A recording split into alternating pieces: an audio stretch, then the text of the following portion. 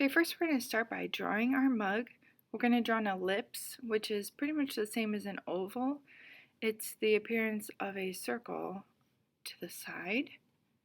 And then we're going to draw another ellipse towards the bottom. You're going to be using a pencil. I'm just using Sharpie so you can see it a little bit better. But since part of this is going to be erased, I am going to do the bottom ellipse with a pencil. Then you're going to do the sides, and you can do it however you'd like to connect the top ellipse to the bottom, right on the edge of that oval. And I'll show you a couple other styles in a minute.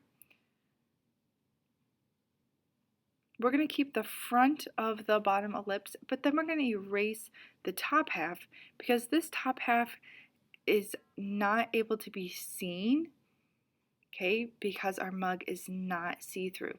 So even though that back part is there, we cannot see it. Go ahead and add a handle to your mug. And again, there's lots of different styles that you could choose from.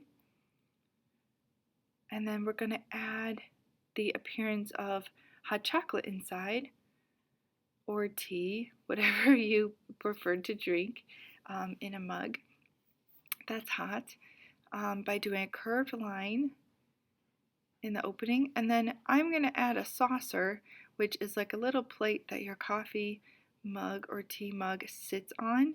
And that's just another oval that starts at one side of the bottom of the mug and goes to the other side. Here's two other mug styles that you could use. Okay, or you can create your own mug style. You can add saucers to both of these, okay, if you want to add a saucer. Okay, now we're going to create our background. So we're going to fold our paper in half. Then I'm going to mark that line, that fold, with a pencil, just to make it easier to see. You need to choose two colors that are complementary. Complementary colors are colors that are across from each other on the color wheel. I'm going to choose orange and blue. Okay, so half of your paper is going to be painted with one complementary color, and the other half of your paper is going to be painted with the other complementary color. So your other two choices would be purple and yellow or red and green. So if you want to make your picture really Christmassy, orange and green might be the way to go. Okay, the only thing about painting these two colors, especially at the same time, is that if they mix, complementary colors become brown, dark, and yucky. So when you are getting these two colors close together, you want the top color, or the first color that you paint, to be as dry as possible. Okay, so that's why I'm starting at the bottom of my paper and then working my way up. But also you just want to be really careful that you don't mix, or you mix as little as possible so that you don't have a muddy middle of your background.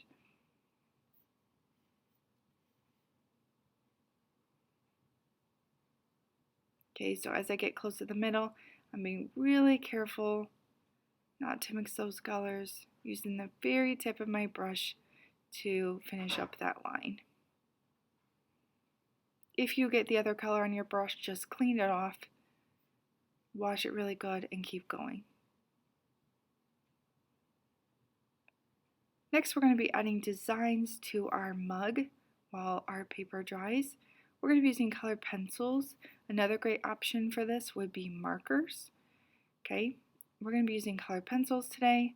And first I'm just going to break up my mug with a couple different decorative lines. So I'm going to use a curved line and then a zigzag line. I really like zigzags. So I'm going to use a zigzag line. And then I'm actually going to use a line that I'm going to create using hearts. That'll be my third type of line, breaking up my mug into three kind of different parts. Okay, and this helps you really get started on the design part of your mug.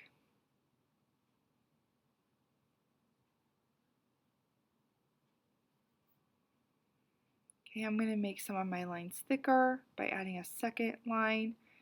And then I'm going to actually start coloring it in. My favorite way to color with crayons and colored pencils is to make a nice dark outline by applying pressure to my colored pencil or crayon, and then coloring it in lightly, applying less pressure. If you pressed hard the entire time you are coloring something, your hand would start to really hurt. Okay, it's better to either go back and forth between pressing hard and not pressing hard, or just to press lightly the whole time. You also risk breaking your colored pencils or crayons, or just running them low really fast. I have two other quick tips for when you are coloring your mug.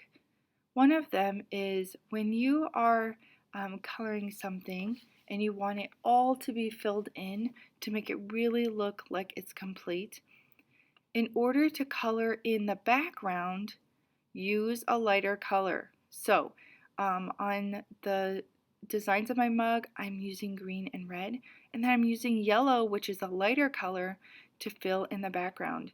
And because yellow is such a light color, as long as I don't press too hard, I can just color right over the red and green, and it barely changes the color. Another tip is to use a darker color and add patterns on top, which is what I'm doing with the blue over the green. Because I colored the green lightly, the blue, as long as I'm pressing hard, makes a design right over it. If you're adding a design to a saucer, you need to make sure that you do it in kind of like an oval shape, okay, to make your saucer look realistic. So that's why I added that round curve shape first, and then I added my scallops, that's what they're called, scallops on top. Then when you're all done coloring, don't forget to color in your hot chocolate or tea. Alright, so when you're done coloring your mug, you can cut it out. Do it slowly. Try not to cut your handle off. Okay, to do the hole in your handle, you want to kind of fold your coffee cup in half a little bit, add a slit with the scissors, open it up again, and then stick your scissors into that slit that you made and kind of carefully cut out your handle. This is another important reason why you want to not make your handle super thin, because then you have more of a chance of cutting it off or ripping it. So just go really slow. You'll notice I'm turning the paper, not my scissors. Okay, that's another good tip. Once your background is dry, we're going to be adding a pattern in each area with our oil pastels. Now, I would choose one, maybe two colors to do your pattern with. I'm just going to be choosing one color for each of my patterns. You want to keep it really simple, okay, because the main focus of your artwork is your mug, okay, and there's lots of patterns on your mugs. So you want this pattern to be really simple as not to distract from your beautiful mug that you made.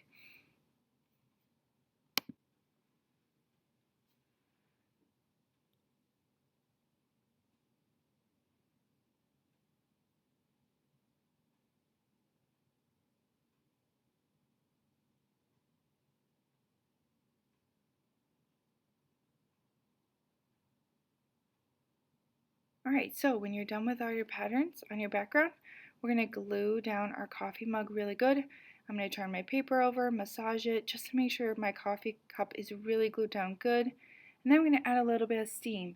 You could add a little bit of steam, or you could even add a couple of marshmallows to your coffee cup if you'd like. Just make sure whatever you make that it's glued down really good.